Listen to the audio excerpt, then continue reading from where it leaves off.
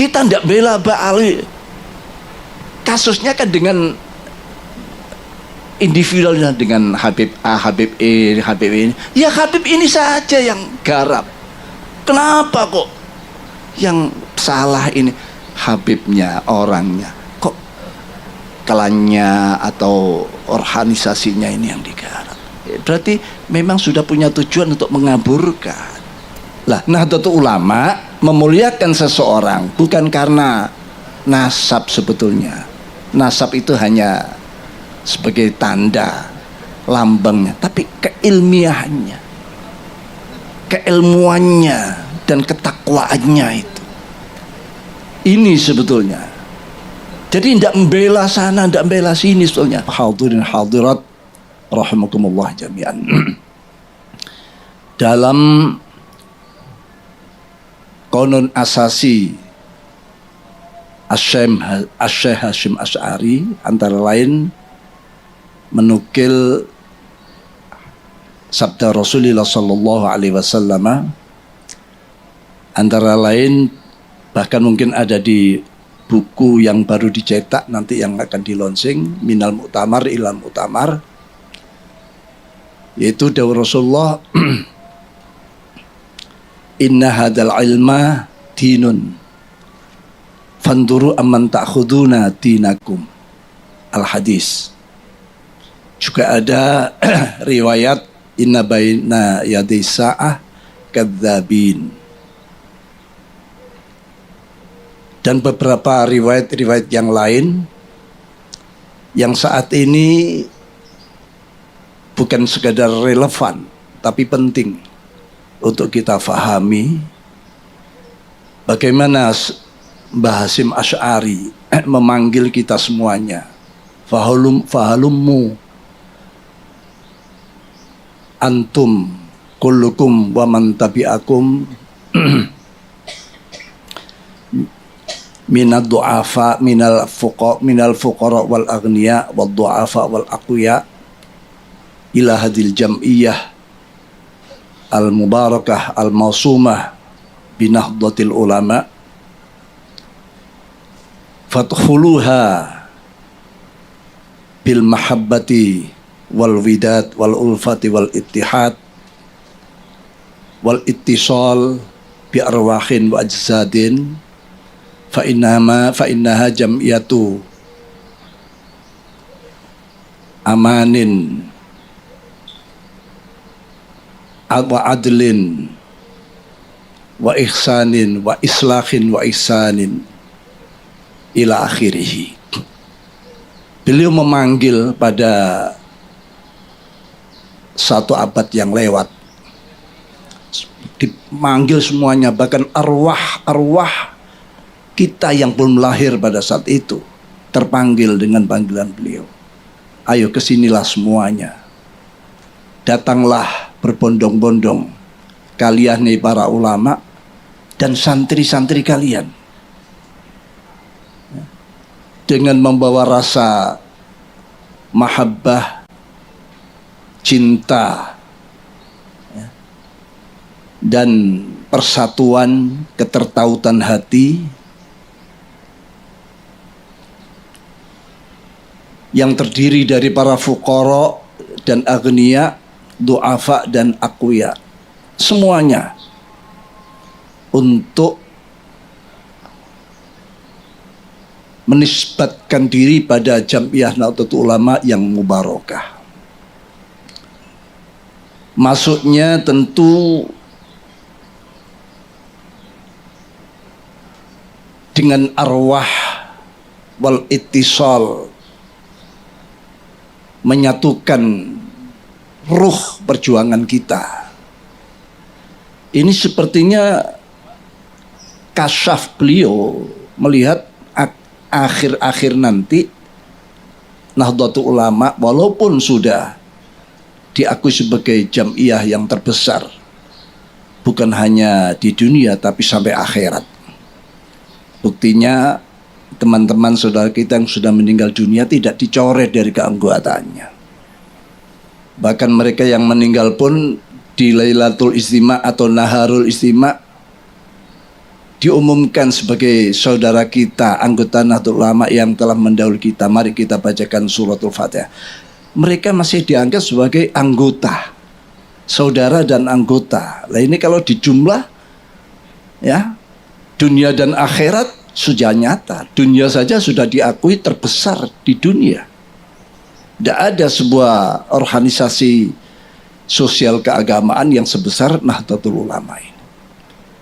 Tapi ingat, kalau besarnya sebuah organisasi tanpa tandim, tidak munadzamah, tidak tertib, maka akan bisa dilumpuhkan dengan organisasi-organisasi yang batil tapi munadzam, batil tapi murattab, tertib. Ini yang harus kita sadari. Bahkan sudah banyak kelompok-kelompok organisasi yang lain mereka ingin giliran. Kalau sekarang NU sudah katakanlah ya 75% atau bahkan sampai 80% bangsa Indonesia ini adalah intisab pada Nahdlatul Ulama. Ya. Tapi mereka yang lain juga ingin kapan kita menggantikan posisi Nahdlatul Ulama. Ini bukan don saja, sudah upaya-upaya ke sana sudah banyak. Kalau kita ini mengabaikan ketertiban ADART kita, perkum kita, justru ini memberi jalan orang lain untuk masuk. Ya. Sudah berapa kali kita mendapatkan bertubi-tubi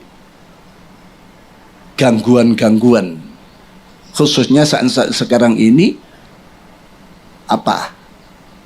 gaduhnya bab nasab antara dzurriyyah yang satu kelompok disebut Ba'alawi, yang satu kelompok disebut dzurriyyah Wali Songo, terutama ini.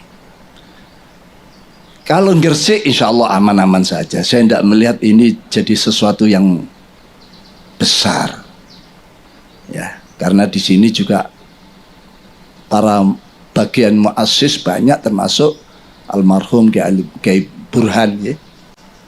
Ada putranya Kiai Khisni.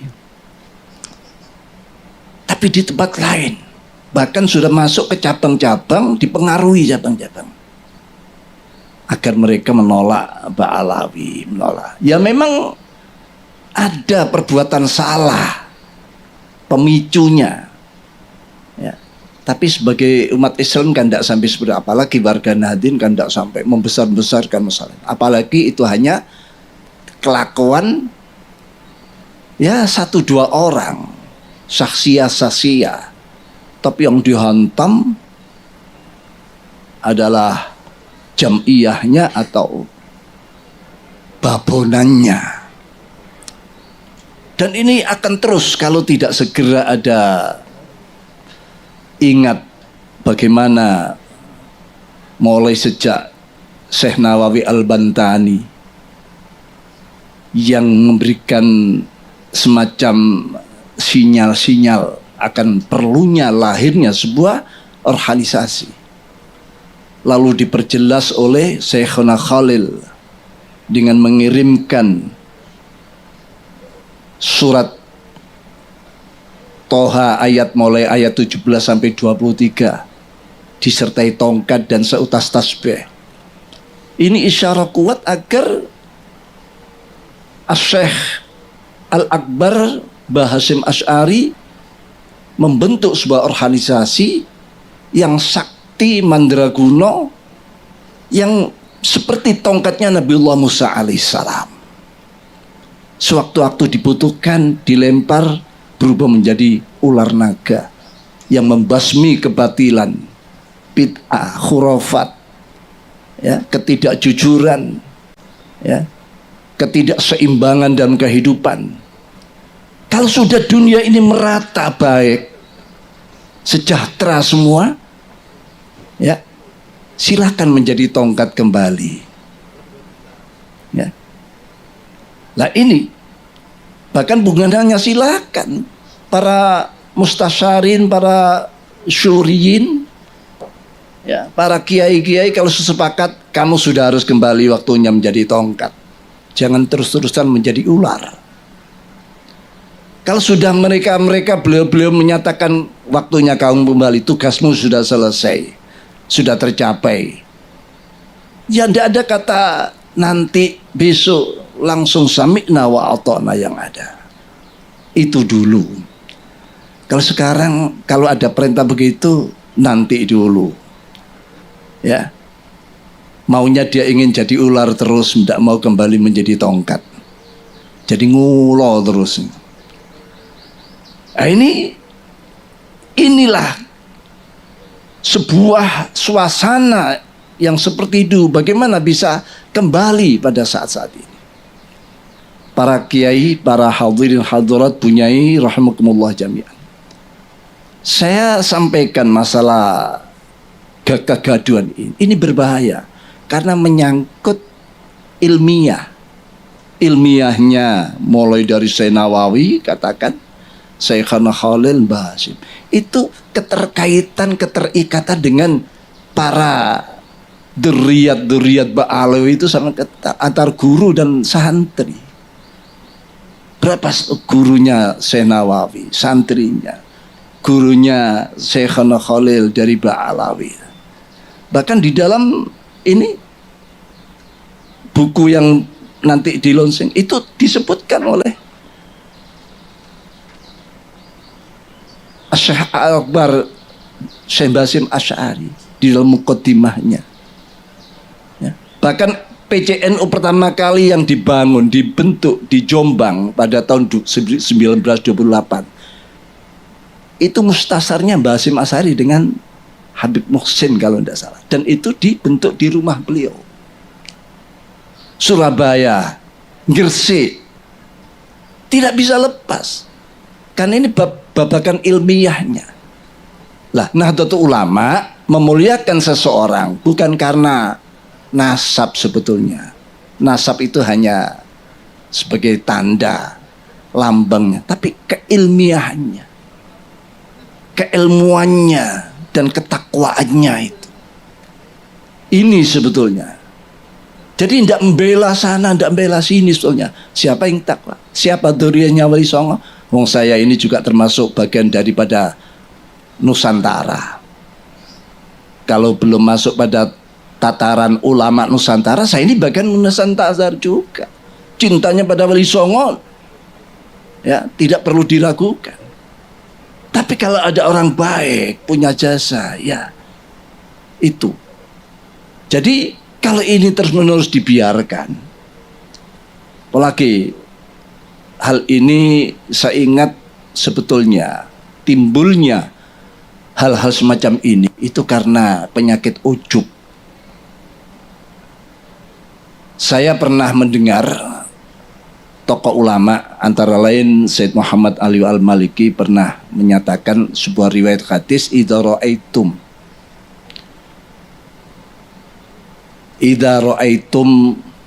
syuhan muta'an, ya, wa hawan muttaba'an wa ijabal mar'i bi ra'yi fa'alika bi khassati nafsik. Kalau kamu sudah menemukan gejala-gejala, ya, gejala apa? Syuhan muta'an, kekikiran yang sudah selalu diikuti, kikir untuk kebaikan, perjuangan. Wahawan muttaba, dan hawa nafsu yang selalu diikuti, dibuat imam. Wa ijabal mar'i, dan seseorang yang sudah menganggap dia paling benar sendiri, yang lainnya salah. Orang kalau sudah menganggap dirinya paling benar, timbul sifat yang lain, kesombongan, tidak mau menerima kebenaran dari orang. Benar harus dari saya, yang lain tidak boleh. Itu ijabal mar'i. Ini lebih bahaya daripada dosa besar. Kalau dosa besar Allah masih kerso memaafkan, mengampuni. Apalagi kalau kita taubat. Tapi kalau ijabul mar'i al-ujub, ini orang sudah menganggap dirinya lepas dengan Allah, dirinya sendiri. Tidak ada campur tangan Allah. Ini berbahaya. Ya. Makanya di situ dikaitkan dengan sebuah hadis, banyak itu di Ashabis Sunan banyak terjadi. Ada kisah dalam hadis, bisa dibuka di Sunan Nasai, Sunan Ibnu Majah, dan berbagai Ashabus Sunan meriwayatkan ini. Pada suatu ketika sedang ada majelis dirosah, dars, ya, para sahabat senior pada Rasulullah, antaranya sahabat Anas, sahabat Jabir, ya, dan beberapa sahabat yang lain. Di situ juga sahabat Abu Bakar, sahabat Umar, sahabat Ali, sahabat Utsman absen saat itu. Sahabat Anas bercerita, saya ketemu dengan seorang pemuda yang luar biasa ibadahnya. Kalau siang puasa tidak pernah berhenti, kalau malam sholat, ya, semalam suntuk. Anak muda ini jelas-jelas mengungguli para senior-seniornya. Saya lihat sahabat senior tidak ada yang punya amalan seperti dia. Diceritakan para sahabat. Nanti kita tanyakan pada Rasulullah. Akhirnya begitu Rasul miyos di masjid itu, sahabat langsung tanya, ya Rasulullah, saya ketemu dengan pemuda ini seperti ini. Dia katanya dari kabilah ini, dari pedukuhan ini, keturunan ini. Apa jawab Rasulullah? Ma'arif. Saya tidak kenal dia. Loh, katanya dia kabilah ini, bin ini, bani ini. Ma'arif, saya tidak kenal. Tiba-tiba anak ini masuk dari luar dalam keadaan wajah ini masih basah dengan air wudhu, tangannya ini nenteng terompahnya. Masuk. Begitu sahabat-sahabat tahu, termasuk Anas, ya Rasulullah, ini anaknya yang saya ceritakan padamu ya Rasulullah. Begitu Rasulullah melihat anak tersebut, pemuda tersebut, Rasulullah komentar, ra'aitu ala wajhi safa'atan minan syaitan. Loh, kok wajah anak ini ada stempel setannya? Saya melihat di wajah anak ini ada stempel setan. Loh, kan terkejut semua statement Rasulullah seperti itu. Yang dipuji-puji, sholatnya, puasa luar biasa, tiba-tiba Rasulullah kok komentarnya ada stempel setan. Akhirnya anak ini berjalan mendekat, ya, dipanggil Rasulullah, tidak mengucapkan salam. Ditanya, ayu hasyab, hal hadasta nafsak, in anta bainal aqwam bainaha ula bi annaka khair minhum. Apakah ada kentek di hatimu kalau kamu ketemu dengan kaum-kaum yang mulia ini, kamu merasa lebih baik daripada mereka, lebih mulia juga? Apa jawabannya? Allahumma na'am ya. Iya ya Rasul. Saya ketemu siapa kecil semua.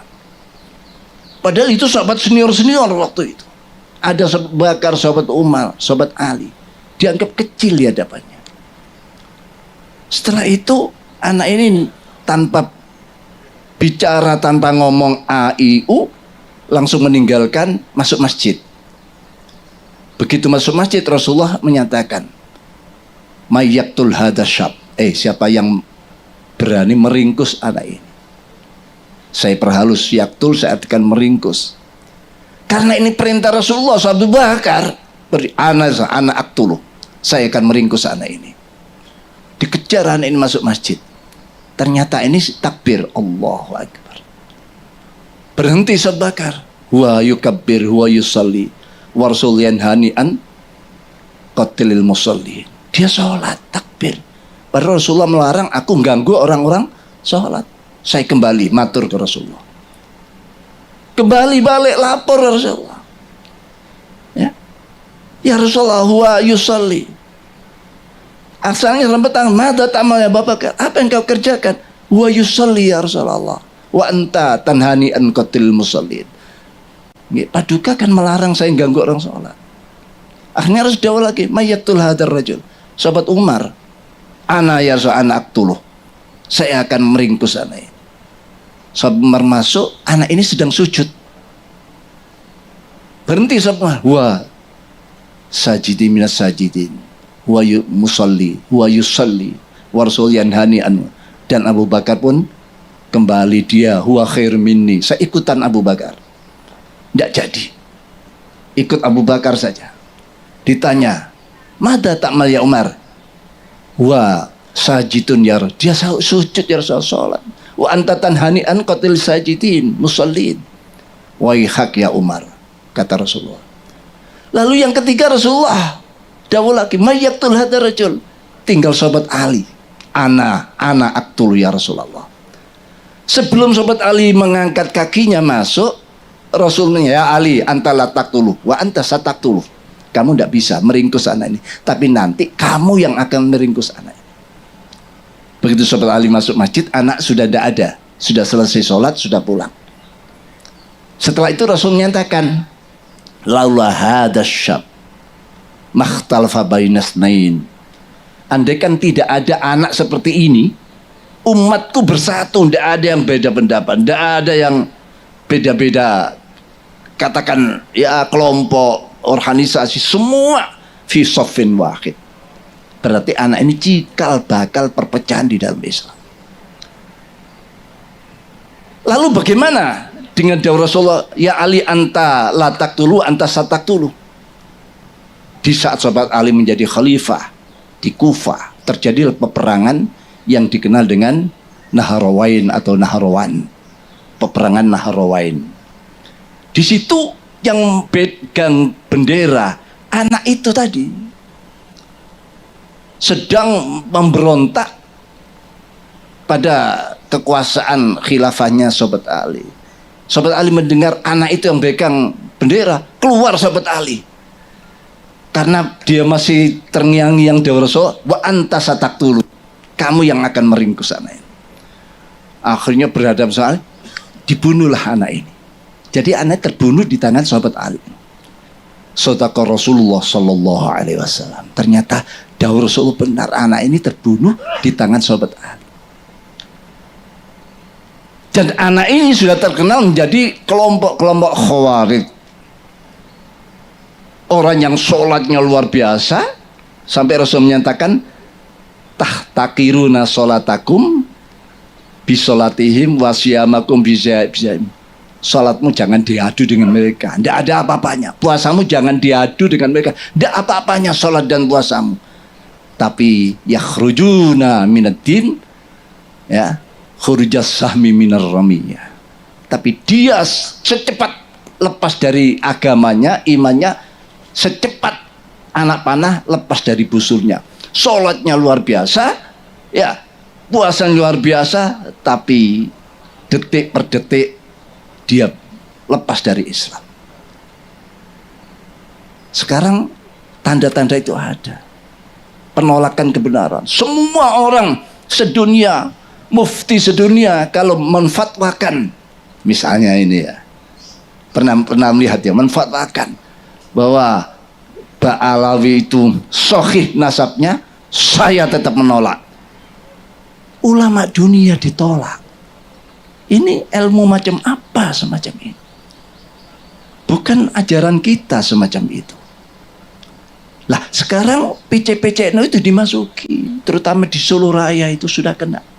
Nanti akan saya usahakan supaya dibenahi itu PCN yang sudah mulai menolak apa ini wirid yang sering kita baca, Rabitul Haddad dan semua. Dan nanti pada gilirannya ya masyayikh kita, ya masyayikh kita, Kanjeng saya Abdul Qadir Jailani sudah mulai digarap. Said Muhammad Ali Al-Maliki juga diragukan nasabnya. Nanti digilir semua. Di belakang itu siapa? Wahabi. Yang memang berani dia menolak seperti itu. Kebenaran ditolak dan sebagian daripada Syiah.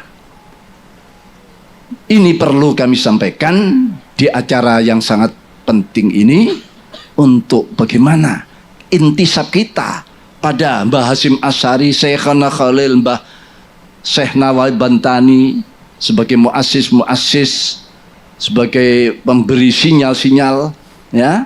Lalu kalau sampai terimbas penyakit itu, tidak sadar kalau kita ini sebetulnya menolak Mbah Hasyim. Ya. Inilah cara mereka ingin bagaimana NU ini yang begitu sudah besar ingin digelir. Ingin digelir. Mereka punya keinginan untuk bisa menguasai Indonesia. Tadi sudah disebutnya oleh Ki Asep, tanpa lahirnya tidak ada, kita tidak mengenal negara. Memang NU dilahirkan sebagai hadiah untuk negara Indonesia ini. Hadiah untuk Indonesia ini. Tidak ada Nahdlatul Ulama, tidak ada fatwa jihad, tidak ada resolusi jihad. Tidak akan terdengar takbirnya Bung Tomo sebagai 10 November dan lain sebagainya. Ini khusus pada pengurus NU, agar jangan penyakit itu lalu mengimbas ke Jawa Timur. Pokoknya kalau ini sampai kena, yang terkena adalah para muassis Jamiah Nahdlatul Ulama. Artinya apa? Berarti ya sudah busung, ya. Kita tidak bela Mbak Ali. Kasusnya kan dengan individualnya, dengan Habib A, Habib E, Habib ini. Ya Habib ini saja yang garap. Kenapa kok yang salah ini Habibnya, orangnya? Kok klannya atau organisasinya ini yang digarap? Berarti memang sudah punya tujuan untuk mengaburkan. Habaib tidak semuanya baik, banyak yang yang baik-baik, jasanya besar, banyak. Dzurriyyah Wali Songo jasanya besar. Indonesia bisa mayoritas Muslim, negara yang semula agama lain, sekarang itu jasanya Wali Songo. Kita bagian daripada Wali Songo. Kita bela, mosok PBNU dianggap bela nih Habaib, menjadi jongosnya Habaib, menjadi budaknya, menjadi anunya Mbak Alawi. Ini memang cara-cara mereka seperti itu. Mudah-mudahanlah ini pencerahan, menjadi pencerahan, bukan malah menjadi ruwet. Buyar ini tambah ruwet. Pidato apa itu tadi? Jangan malah jadi kalau saya sih tidak ada masalah sampean kritik, bahkan sampean bully, sampean apa, tidak ada masalah. Sampean suruh turun dari orang Islam, sekarang saya turun. Tapi kan ada mekanismenya.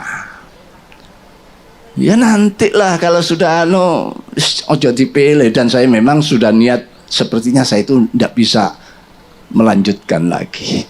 Ingin kembali kepada umat. Itu ya. Demikian.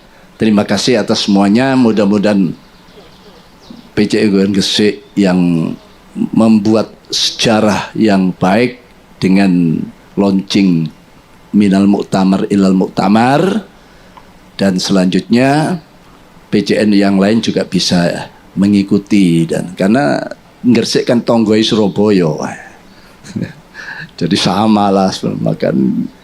Demikianlah, kurang lebih mohon maaf. Tadi ada ijazah kubro, sughra apa kubro ya? Cuma saya punya wiritan, insya Allah semua itu umum, yaitu sholawat Masyishiyah Syekh Abdul Salam bin Masyish, gurunya Syekh Abdul Hasan Asy'adili. Ini pula kiai-kiai dari semua ini amalannya seperti ini. Saya kira apal semua. Sudah, monggo. Itu ijazah ammah, saya juga ijazah ammah dari Syed Muhammad, dari beberapa saya. Saya kira sudah hafal semua. Demikian kurang dan maaf. Iznil ya just to come.